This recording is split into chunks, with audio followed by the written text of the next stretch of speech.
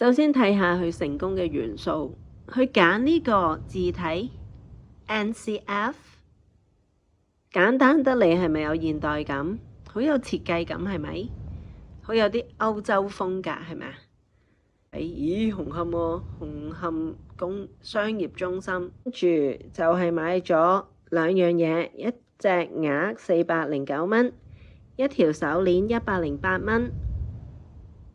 跟住睇下佢個膠袋，佢個包裝袋上面寫住 Store in Airtight Bag， 呢個呢係密實袋 ，to prevent oxidation， 就係防止呢個氧化。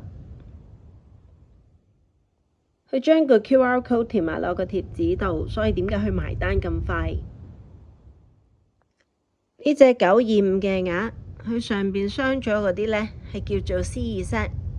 嗰啲咩方晶鋯石，即係嗰啲蘇聯鑽啊，即係嗰啲係好軟腍腍，你哼佢咧會爆、會裂、會花嘅。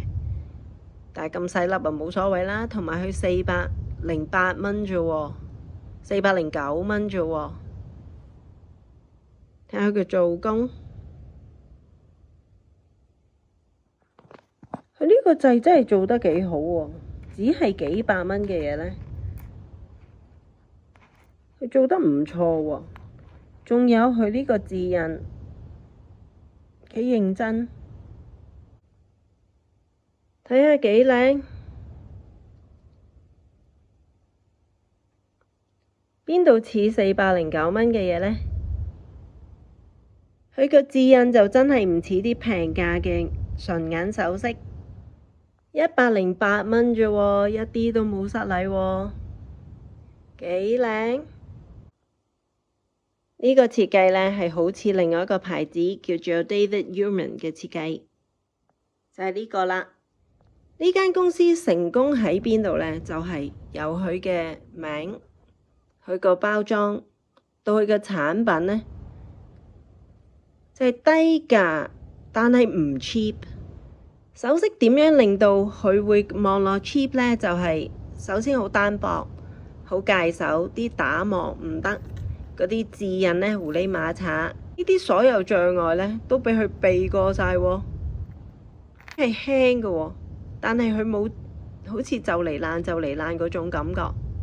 你會覺得佢實正嘅喎，你撳落去呢，唔會好似想變形咁嘅喎。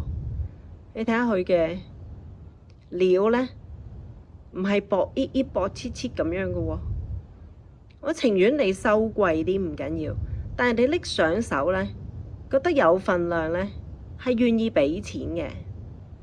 另外一間鋪頭呢，佢就真係好搞笑。佢話即場可以賣嗰啲呢，就係銅做嘅首飾嚇，唔係啩？跟住另外一啲望落係咪銀呢？佢話嗰啲係鋼嚟嘅。佢仲要充滿自信，但係喺一個講究有價值嘅年代入邊呢，你賣呢啲產品係嘥晒你啲工嘅咋。咁但係好明顯佢唔明啦。好多人做生意都忽略咗埋單係一個好重要嘅部分。佢埋單順唔順暢呢？就係點樣令成個購買經驗呢畫上一個完美句號。佢又唔會催促你，佢又唔會好多嘢講，又唔會暗沉沉。嗰位 cashier 姐姐呢，好有經驗，好掌握到嘅節奏，令到成個購物經驗呢非常之好。進步要靠學習，學習有2個方法，有啲人靠撞牆，有啲人就去唔同嘅地方打工，去學唔同公司一啲成功嘅元素同埋一啲失敗嘅元素，千錘百煉之後就可以將每一件小事做好。當小事都做唔好，又點可以做好大事呢？希望你鍾意呢個 video，請你 like 呢個 video同 subscribe 我 channel，多謝。